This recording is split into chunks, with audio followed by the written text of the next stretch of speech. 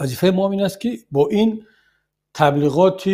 منقورتسازی ملت مقاومت کنیم، مبارزه کنیم، دنبال آن نگردیم که مثلا همین صحبت ما و شما را ممکن 1000 کس بیش نبیند، بگذار 1000 کس بیند، ولی همون 1000 کسی باشد که صاحب اندیشه است، صاحب فکر است، او فکر کرده میتواند برایش ملت، استقلالیت ملی، انسانی آزاد، انسانی صاحب کرامت ارزش دارد. ما یگان سراینده و یگان حافظ و یگان بلاگر نیستیم که مثلا فخر کنیم از آن که ما را 50,000 کس دید، 100,000 کس میبیند، باید لایک جمع کنیم، باید که خب اگر خواهید شما هر چقدر رقابت کنید با قدم قربان رقابت کرده نمیتونید. مثلا والا من با ذوق سرایندگی کار ندارم،